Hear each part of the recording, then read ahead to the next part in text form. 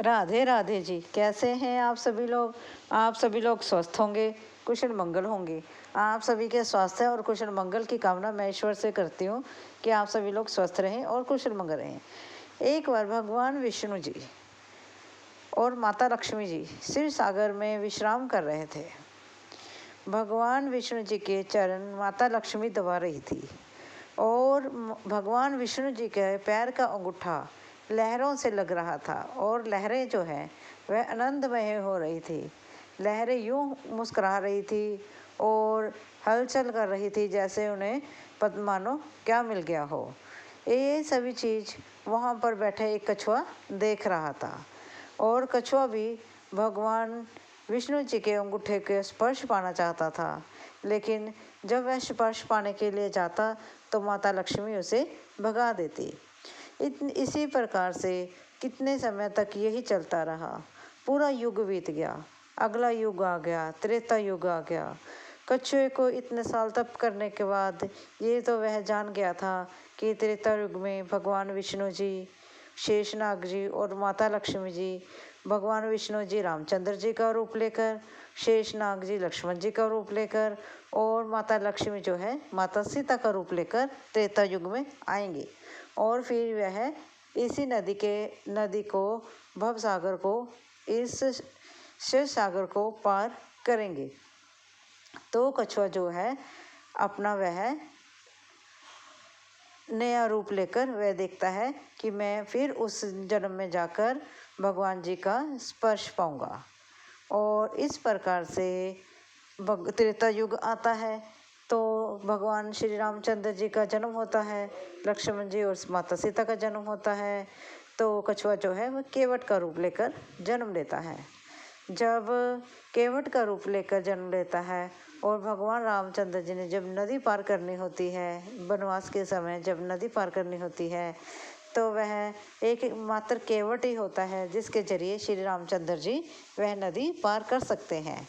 तब केवट कहता है, नहीं भगवान श्री रामचंद्र जी को वह प्रार्थना करता है। केवट कहता है, हे प्रभु, पहले आपके चरण धोऊंगा, फिर मैं अपनी नाव में आपको बिठाऊंगा, क्योंकि आप इतने दूर से चल कर आए हैं, आपके पाँव बहुत गंदे हैं।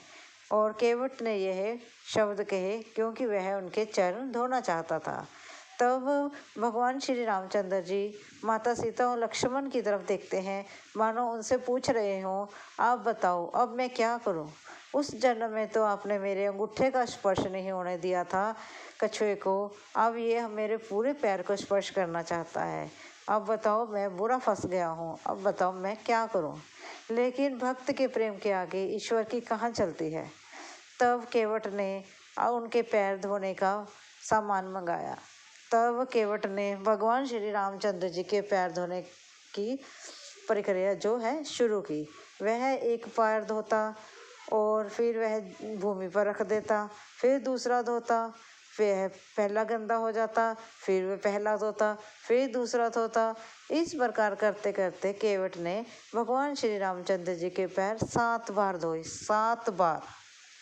इससे यह पता चलता है केवट ने अपनी समझदारी से अपने परिवार का, अपने 7 पुश्तों का और अपने पितरों का सभी का उन्होंने गति प्रदान कर दी, उन सभी का उन्होंने मुक्ति प्रदान कर दी। इतना उन्होंने भगवान श्री रामचंद्र जी का पैर धो लिए ताकि और देखो आप, जब केवट ने भगवान श्री रामचंद्र जी के पैर धोए तब उन्होंने भगवान रामचंद्र जी ने कहा कि केवट, इस प्रकार तो हम यहीं पर बैठे रहेंगे, कभी आप ये पैर धोते हो और कभी ये वाला। तो केवट क्या बोलता है सुनो, कहता है, प्रभु आप एक पैर तो मेरे गोदी में और दूसरा पैर जो है मेरे हाथ में रखो और फिर आप खड़े हो जाओ। तो भगवान श्री राम जी उसी प्रकार करते हैं, एक पैर केवट के हाथों में होता है और दूसरा उनकी गोदी में होता है। इस प्रकार जब श्री रामचंद्र जी खड़े होना चाहते हैं तो वे गिरना लगते हैं, तो वह कहते हैं, केवट इस प्रकार से तो मैं गिर जाऊंगा।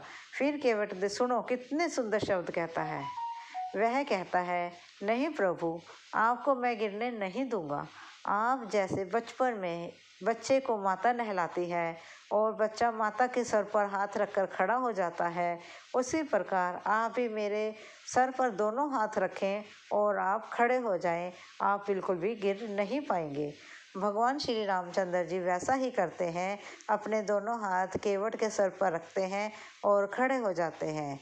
और तब श्री रामचंद्र जी भाव विभोर हो उठते हैं और कहते हैं, ये भक्ति प्रेम, ये प्रेम में अद्भुत है, निराला है। देखो भक्त के प्रेम ने क्या कुछ करा दिया है। आज मेरा घमंड टूट गया है।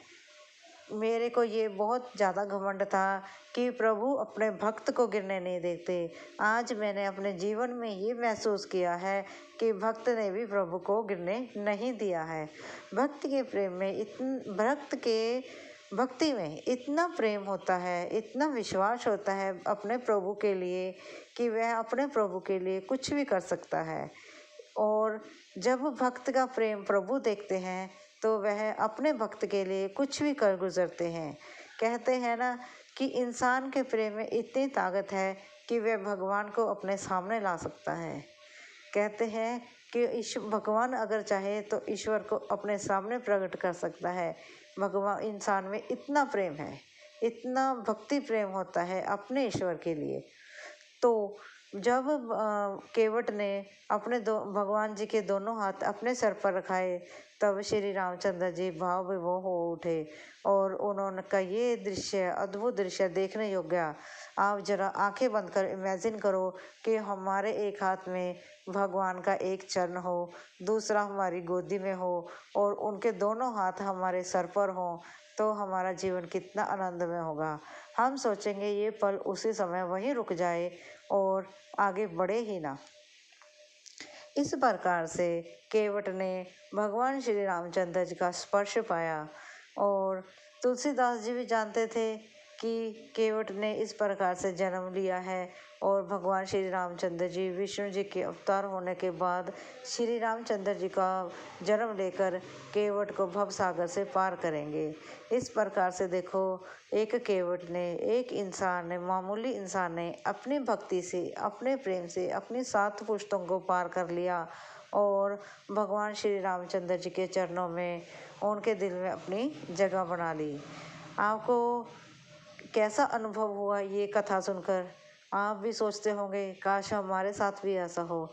मैं तो यही अनुभव कर रही हूँ कि काश केवट की जगह मैं होती तो शायद मेरा जीवन आज कुछ और होता। शायद कुछ हमारी भक्ति अभी बाकी है कि हमें भगवान जी के दिल में जगह बनाने के लिए हम इतनी तो कोशिश करें कि भगवान जी हमें साक्षात दर्शन दें और कहें, आओ भक्त, मैं तुम्हारा इंतज़ार कर रहा हूँ। अगर आपको मेरी ये छोटी सी कथा अच्छी लगी हो, प्लीज़ लाइक और सब्सक्राइब ज़रूर करें। धन्यवाद जी।